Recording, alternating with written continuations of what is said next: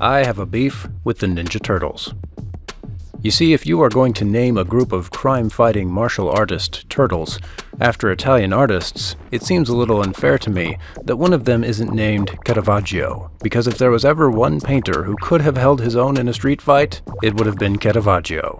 In his time, he had a reputation for being violent and touchy. He was a brawler and a fighter who regularly tussled with gangs of young men, and spent his life in and out of jail cells. One such scrap led to the death of a man and saw Caravaggio charged with murder and given the death sentence, although he evaded it by going on the run. He continued a complicated relationship with the law until his death under mysterious circumstances in 1610 at the age of 38, possibly murdered. This wild lifestyle, emanating outward from a personality that we can assume was boisterous and angsty, may have been the source also of his unique style of painting. Caravaggio's paintings are dramatic. He often painted scenes of violent struggles, torture, and death. Even when he paints seemingly banal scenes, they are propped against a looming darkness, the shroud of some kind of lovecraftian eldritch horror pressing in on us. In terms of lighting and color, the images are dark, steeped in shadow. The best descriptor is perhaps to say that his paintings brood, and this is no less true of his religious paintings.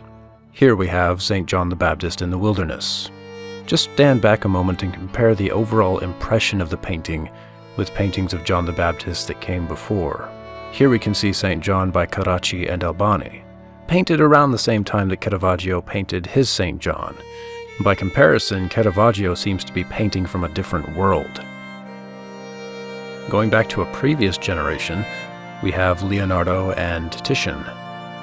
One is dark and the other is light, but both are positive in their own ways. Even Leonardo's John smiles to us from the darkness.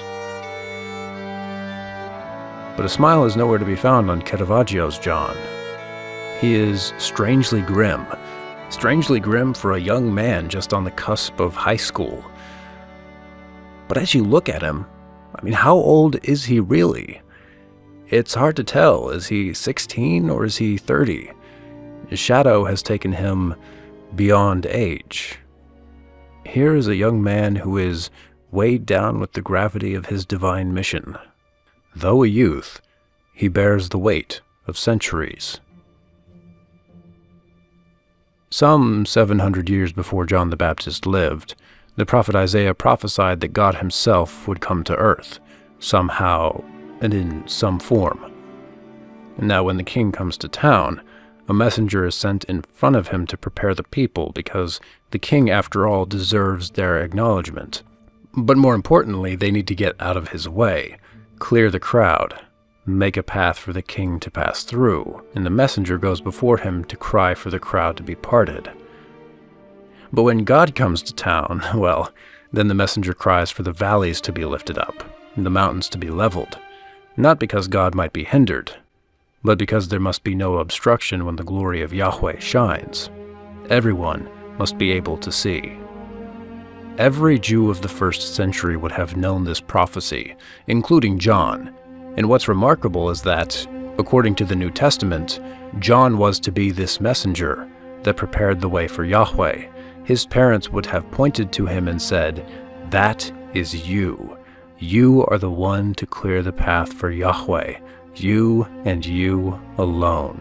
Even at the moment of John's birth, John's father Zacharias says, "You, child, will be called the prophet of the Most High, for you will go before the Lord to prepare his ways, to give his people the knowledge of salvation by the forgiveness of their sins, because of the tender mercy of our God, with which the sunrise from on high will visit us, to shine upon those who sit in darkness and the shadow of death, to guide our feet into the way of peace." And the child continued to grow and to become strong in spirit, and he lived in the deserts until the day of his public appearance to Israel. We are seeing John here in that desert, solitary and alone, with that infinite burden placed on his shoulders, even as a teenager. I think it's pretty bold for a painter to try and portray the truth of human being, let alone the truth of a young human being who faces the grim task of God before him. Kierkegaard often maintained that when a person gets involved with God, life becomes infinitely more difficult and strenuous. Glorious, yes, but infinitely more troublesome. For Caravaggio to attempt to portray this is, in and of itself, the kind of brilliant insight that occurs only to geniuses. I don't think many other people would even think to portray something like that. But to actually pull it off, so that we feel it and see it, the God relationship, that is beyond astounding. I can't help describing this painting as existential. Caravaggio biographer Peter Robb says, "The painting demonstrates Caravaggio's feeling for the drama of human presence." And that's hard to deny. But I think there's more going on here than the typical human presence. Unlike the rest of us, John exists as a being on the border, emerging from darkness into light, and swaying back again.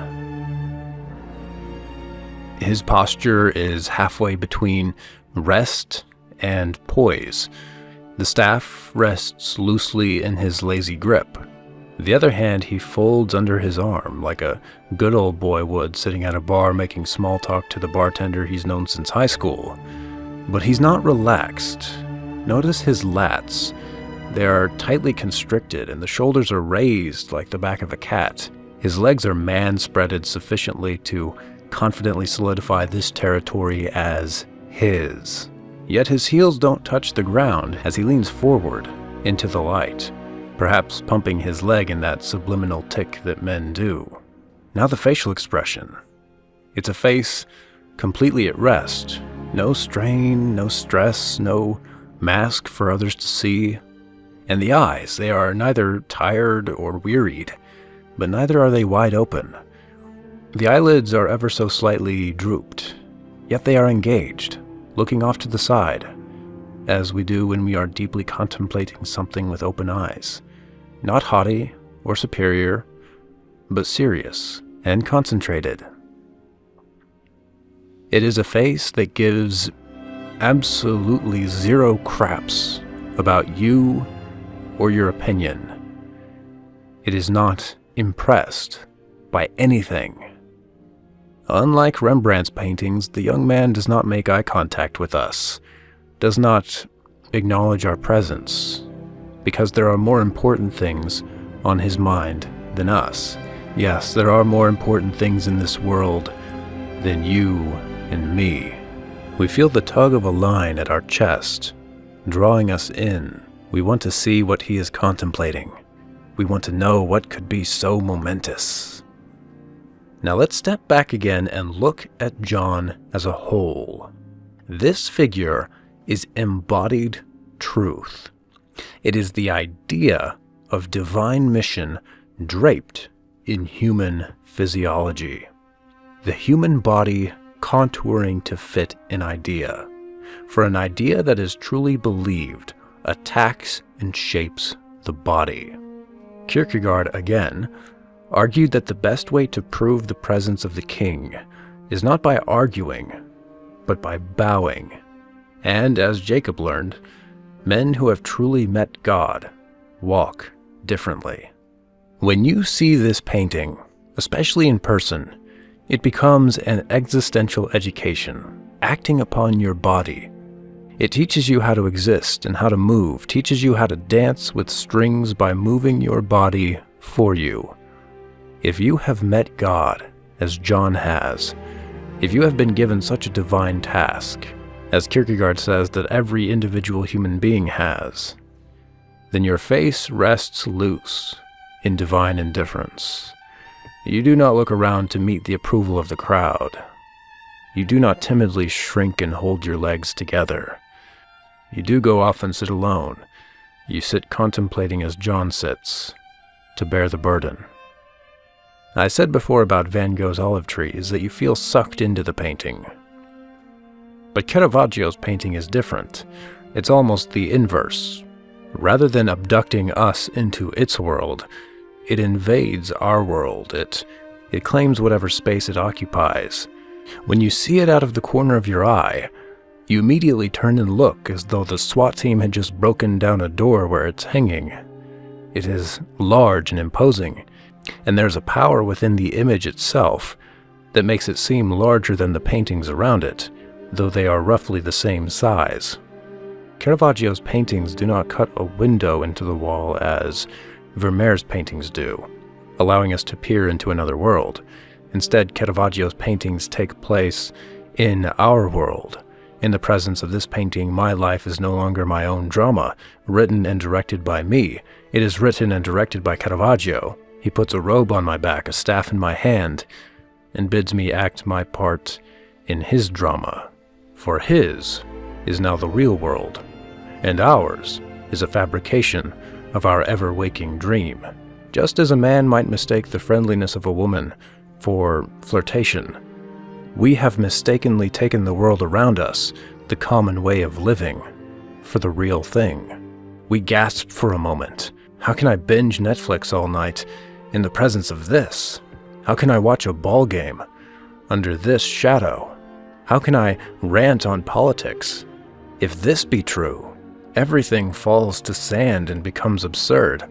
The commute, the Starbucks, the social media, the YouTubers, the drama, the jobs, the careers, the Tinder hookups, and Caravaggio's case against the age is not that it is evil, but that it is mediocre. For in this dim light, everything is absurd, except the divine, except for that posture. The demands of these times are foolishness. Their petty secular morals, their outrages, are fatuous. I feel the shadow cross my eyes. Already I sense my body bending into the posture of that figure. I feel a staff in my hand. The art gallery is gone. It is no longer real. It was all a dream. Now I am awake.